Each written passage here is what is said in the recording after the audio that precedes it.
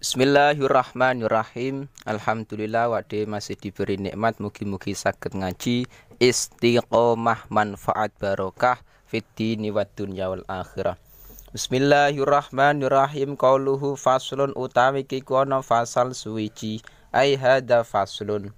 Iki masuk dalam pembahasan zakat campuran. Jadi zaman dulu itu memang terkadang ada sebagian orang yang zakatnya iku campuran dengan orang lain. Jadi misalkan punya zakat kewan, punya kambing, iku misalkan dia punya kambing iku yang 50% punya dia, yang 50% punya temani. Lah iku zakatnya bagaimana? Zakatnya iku bisa dua orang. Jadi memang di situ dibagi menjadi dua zakatnya. Nah, dalam zakat kholitoh, qauluhu wal kholitoni utawi wong loro kang campur. Iku yuzakyani iku zakat sopo kholitoni.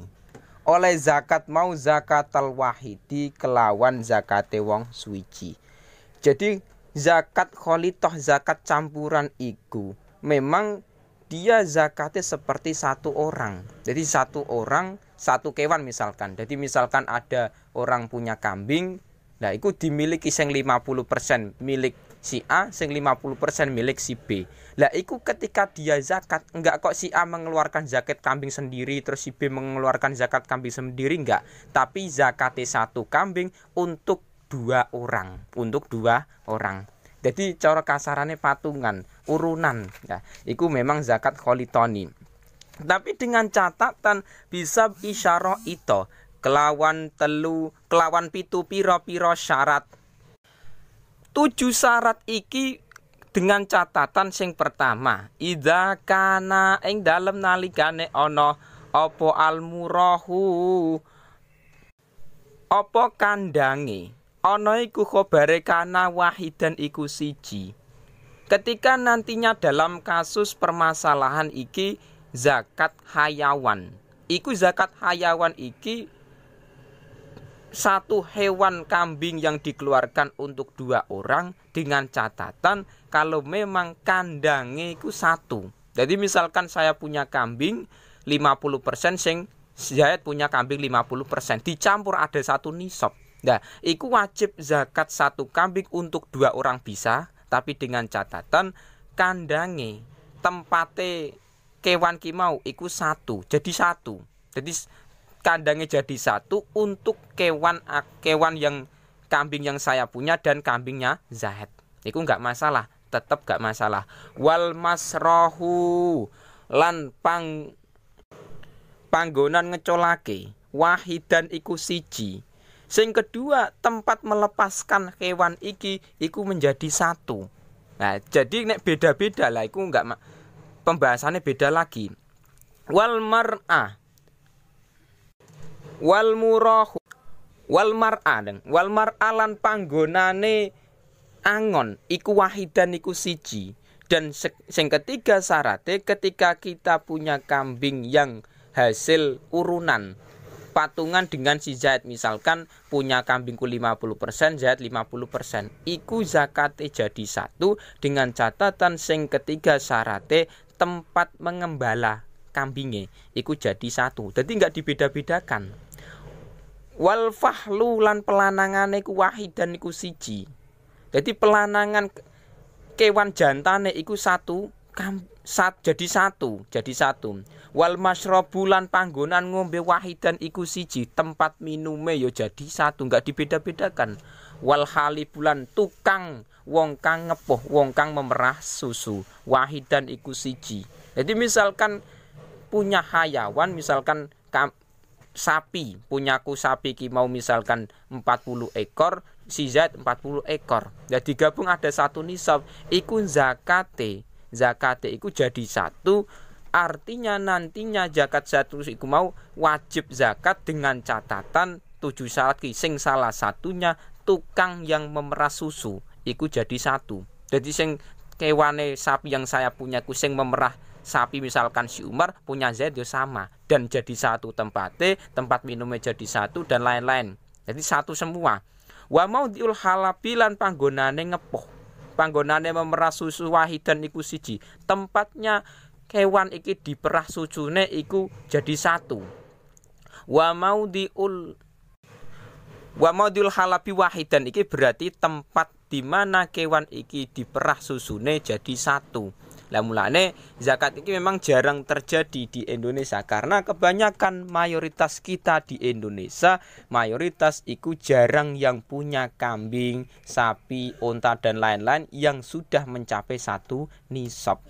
Jarang memang sekali. Tapi kita belajar masalah zakat iki yuk hitung-hitung niatkan kita iki mau sebagai belajar sebagai ibadah kepada Allah, mensyukuri nikmat akal kita gunakan untuk ngaji.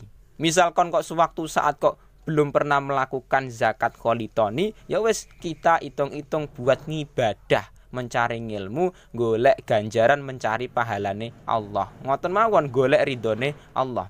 Jadi kita niatkan ngoten karena tidak semua ilmu yang kita pelajari belum tentu kita bisa melakukan. Karena contoh salah satu ngeten, masalah zakat. Enggak semua orang bisa melakukan zakat, hanya orang-orang yang punya harta yang sudah wajib zakat yang melakukan ilmu itu. Tapi masalahnya ketika nantinya di masyarakat sudah punya harta banyak, wajib zakat tapi enggak punya ilmu, amit sewu. Nah itu masalah di situ.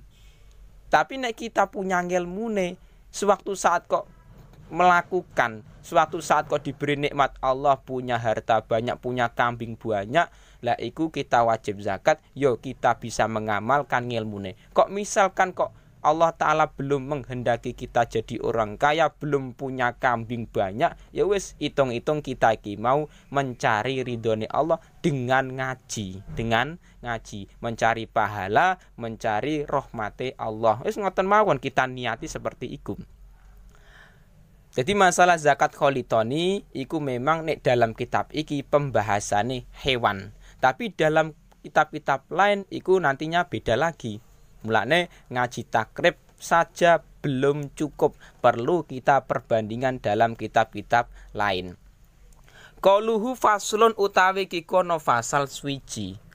Takbire fasal wa nisabu dahabi utawi nisabe emas.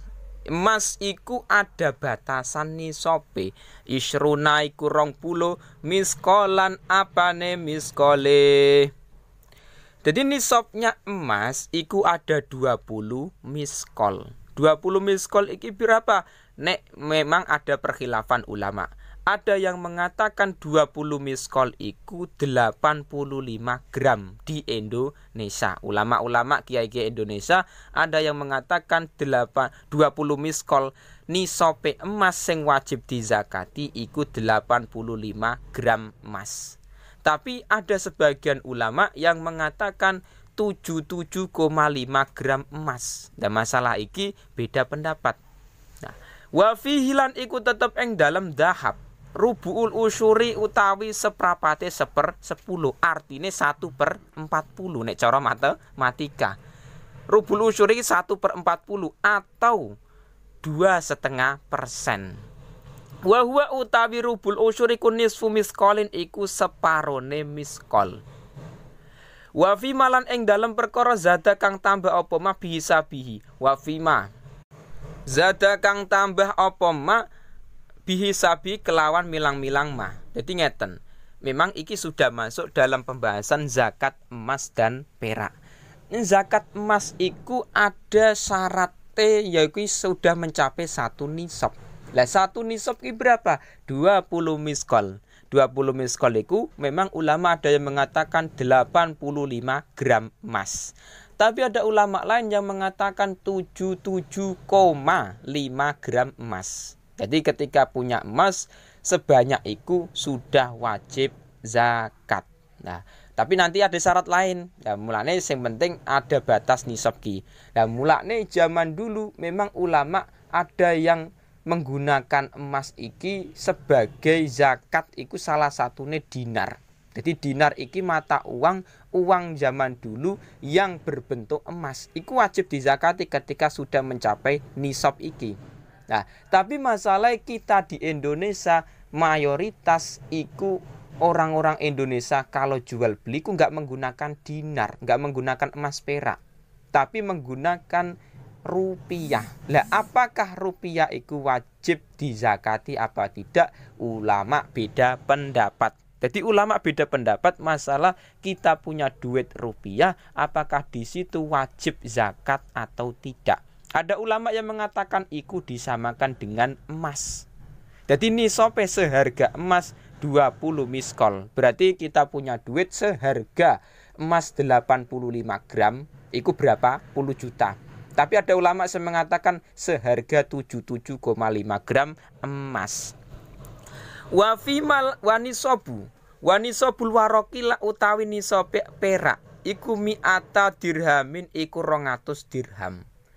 Wa filan iku tetep ing dalem warok rubul usyuri utawi seprapate 1/10, artinya 1/40 atau 2,5%. Wa huwa utawi rubul usyur iku khamsatu darahima iku 5 pira-pira dirham. Mulane wa fi malan ing dalam perkara zada kang tambah apa bisabi kelawan milang-milang mah. Jadi memang dalam perak saiki. Perak iku pembahasane zakate wajib iku sudah mencapai 1 nisab 200 dirham. 200 dirham iku zakate cuman 1/40 atau 2,5%.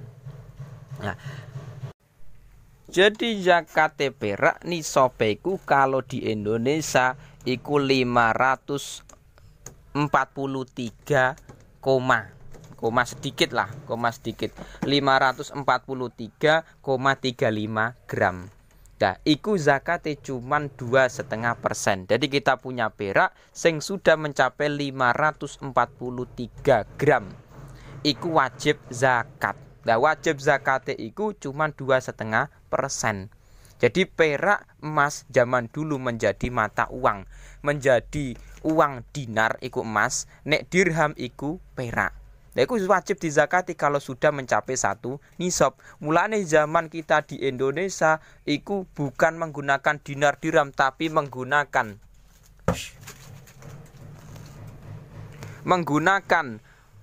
rupiah. Jadi yang wajib dizakati iku rupiah.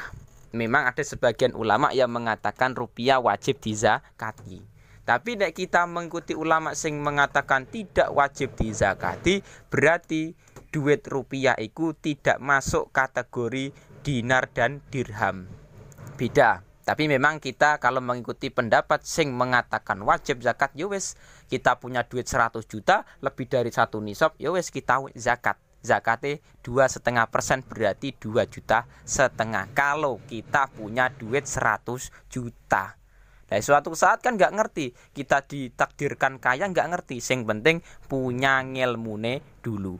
Jadi masalah zakat emas perak iku ulama membahas panjang lebar dalam kitab-kitab lain. Walayajibulan ora wajib apa walayajibulan ora wajib fil khuli ing dalam perhiasan pepaes al-mubai kang den wenangake apa zakatun zakat. Tapi nantinya emas perak itu tidak wajib dizakati kalau memang itu dalam bentuk perhiasan mubah. Perhiasan mubah. Jadi perhiasan mubah itu enggak masalah, kita tidak wajib menzakati.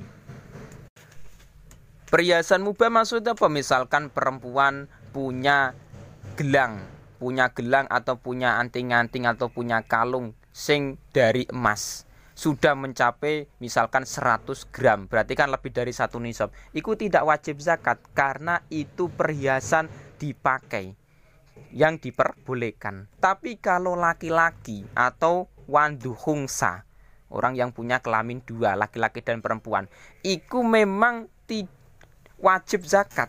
Wajib zakat. Jadi yang tidak wajib zakat kesimpulannya itu kalau memang dalam bentuk perhiasan sing mubah. Perempuan pakai gelang, pakai kalung, itu tidak wajib zakat. Tapi kalau yang punya laki-laki dibuat misalkan investasi, itu wajib zakat. Wajib zakat. Memang zaman sekarang kebanyakan itu mayoritas itu sebagian orang ada yang menginvestasikan duitnya dalam bentuk emas. Dalam bentuk emas. Nah, mulane zakat emas ada yang wajib mengeluarkan, ada yang tidak. Tergantung ikut termasuk perhiasan sing diperbolehkan apa enggak. Karena emas itu macam-macam, ada yang berbentuk gelang, ada yang berbentuk emas batangan dan macam-macam. Yaitu ada yang wajib, ada yang tidak wajib zakat.